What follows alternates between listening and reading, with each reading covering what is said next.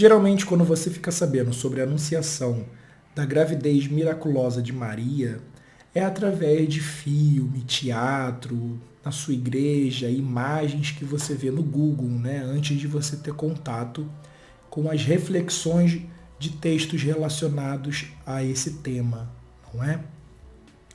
Então, quando você vê esses filmes, essas peças, tudo isso, essas imagens, essa construção hollywoodiana influencia a sua construção mental, né?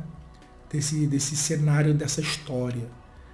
O que muitas pessoas não entendem é que quando eles olham aquela história no filme ou no teatro, eles estão vendo uma atriz que tem 25 anos de idade, 30 anos de idade, 40 anos de idade, uma mulher já que é maior de idade.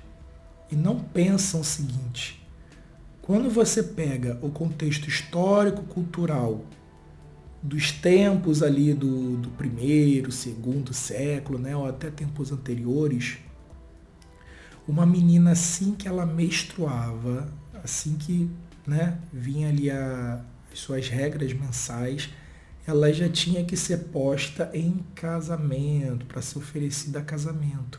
Então nós estamos falando aqui que Maria, ela não tinha 18, 25, 30 anos de idade, não.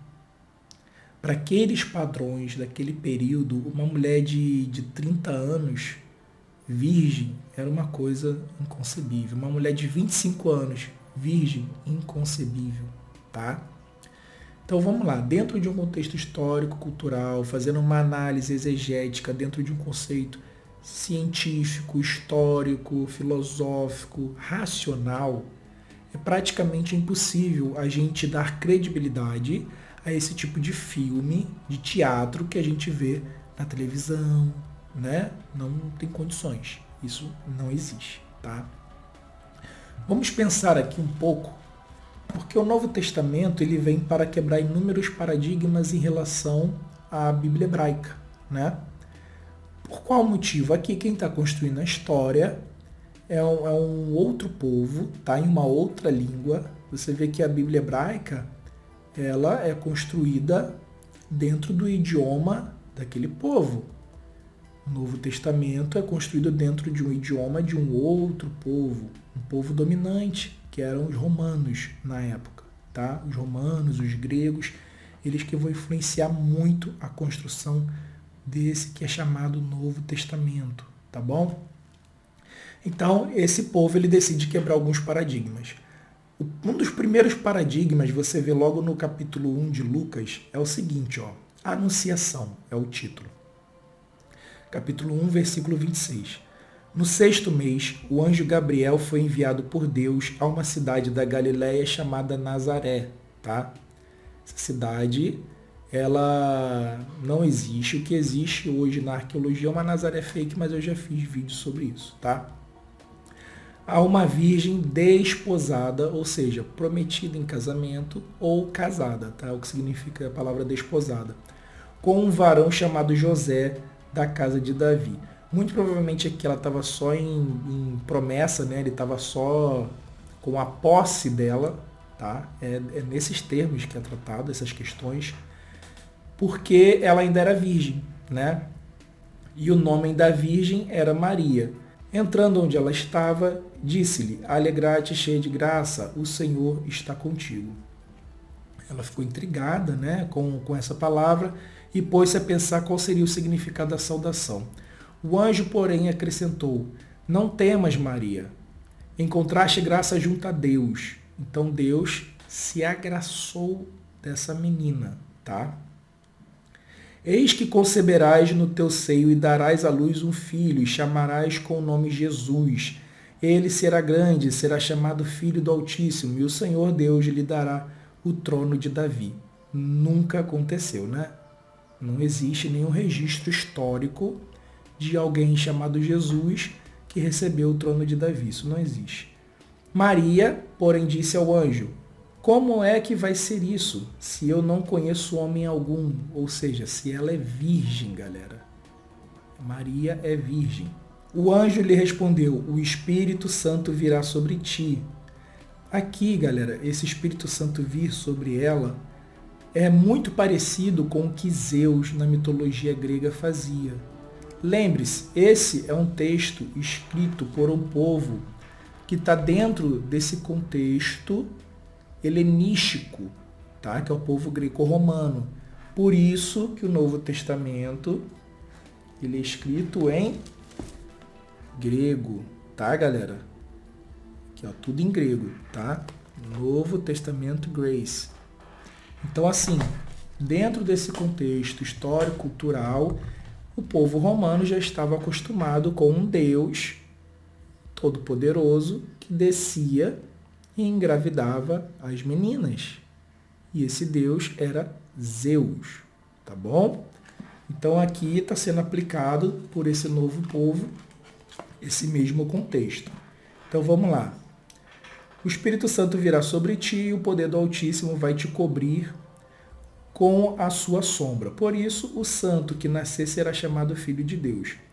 Também Isabel, tua parenta, concebeu. Disse então Maria, eu sou a serva do Senhor, faça-se em mim segundo a tua palavra. E o anjo a deixou. Beleza. Agora, o que eu quero que vocês percebam, e que é pouco comentado, é que Maria ela era menor de idade. Então, vamos desconstruir essa imagem da Maria já acima de 18 anos, né? Como são retratadas comumente nas novelas, nos filmes, 20, 25. Tanto isso é verdade, que nós temos aqui os livros apócrifos, e no livro apócrifo é deixado bem claro qual era a idade de Maria, tá? Então eu vou pegar aqui, vou ler para vocês. Esse daqui é chamado de Proto-Evangelho de Tiago, a Natividade de Maria. E aqui logo aqui nesse livro, tá, galera? É o capítulo 8, nesse livro é o capítulo 8 e o versículo 2. Mas ao completar 12 anos, os sacerdotes reuniram-se para deliberar, dizendo, eis que Maria cumpriu 12 anos no templo do Senhor. Que faremos para que ela não chegue a manchar o santuário? Ou seja, chegou a menstruação, né? E aí, no caso, então perceba, assim que chegou a menstruação, eles resolveram deliberar sobre chamar homens para ver qual deles vai receber nessa posse dessa menina de 12 anos. Presta atenção nisso. E o sumo sacerdote, cingindo-se com o manto das 12 sinetas, entrou no Santo dos Santos e orou por ela. Mas eis que um anjo do Senhor apareceu, dizendo-lhe, Zacarias, Zacarias, sai e reúne a todos os viúvos do povoado. Viúvo, ou seja, já era um cara que já tinha sido casado, a mulher já morreu, né? Que cada um venha com um bastão, e aquele que o Senhor fizer o sinal singular, deste será ela esposa. Saíram os arautos por toda a região da Judéia, e ao soar a trombeta do Senhor, todos acudiram. José, deixando de lado sua acha, uniu-se a eles a uma vez que juntaram todos. Tomaram cada qual seu bastão e puseram-se a caminho. Aí depois vem o seguinte. Porém, ao pegar José, o último, eis que uma pomba saiu dele e se pôs a voar sobre a sua cabeça. Então o sacerdote disse, a ti coube a sorte de receber sob tua custódia a Virgem do Senhor. Então, o Senhor tinha meio que reservado uma virgem para ele, segundo esse texto aqui, né? José replicou, tenho filhos e sou velho, enquanto que ela é uma menina. Sim, 12 anos. Não gostaria de ser objeto de zombarias por parte dos filhos de Israel. Então ele sabia que até a vergonha disso seria grande, né? O cara idoso com uma menina menor de idade, né? Com 12 anos. Apesar de que isso aqui foi escrito pelo outro povo, tá, galera? Pelo povo invasor dominante. Ela recebe a anunciação do anjo, tá? Que nem aconteceu exatamente da mesma escrita que nem a gente vê ali em Lucas. E depois é dito aqui o seguinte, ó. E passou 3 meses na casa de Isabel, e dia a dia seu ventre aumentava, e cheia de temor, pôs-se a caminho de casa e escondia-se dos filhos de Israel. Por quê? Uma menina de 12 anos, que fica grávida sem ser do marido, deveria ser apedrejada até a morte. Então nós temos um problema. Lembra que eu falei com vocês da questão dessa substituição cultural, né? Então quando a gente pega aqui os textos de Deuteronômios, aqui em Deuteronômios 22 vai ter a regra do que deve acontecer com as mulheres que são prometidas a outros homens, né? E não são virgens no dia do casamento ou cometem adultério. Vamos ler? Deuteronômio, capítulo 22, tá? E aqui a gente vai a partir do 23. Ó, se houver uma jovem virgem prometida a um homem, que é o caso de José, e um homem a encontra na cidade e se deita com ela, trareis ambos à porta da cidade e os apedrejareis até que morram. A jovem por não ter gritado por socorro na cidade e o homem por ter abusado da mulher do seu próximo. Deste modo, extirpará o mal do teu meio. Então, o povo vencedor da guerra, né, dos judeus, ele resolve criar esse novo conceito, sempre quebrando os paradigmas do antigo, né, da Bíblia hebraica, sobrepujando as leis. Então é um Deus agora que ele pega meninas desposadas com 12 anos de idade. É um Deus abusador agora. É um Deus que abusa de menor. Você entende a gravidade disso? Continuando aqui nesse texto, você vai ver o seguinte, ó. E encontraram uma caverna, levou-a para dentro e, havendo deixado os seus filhos com ela, foi buscar uma parteira hebreia na região de Belém. E aí, no caso, galera, ela vai dar a luz. Aqui, ó. De repente, a nuvem começou a sair da gruta, depois de ter dado a luz a Jesus, né? E dentro brilhou uma luz tão grande que nossos olhos não podiam resistir. Esta, por um momento, começou a diminuir tanto que deu para ver o menino que estava tomando o peito de sua mãe Maria. Primeiro, que nós temos alguns paralelismos entre essa história da Virgem Maria em relação à Virgem Isis Mary, tá? Que é a do Egito, tá? Essa Virgem, ela tem praticamente a mesma história, ela tem uma anunciação, como vocês estão vendo aí, tá? Depois ela vai para uma caverna onde chegam pessoas para adorar, que nem Jesus chegou os pastores, né? Chegou lá os reis magos.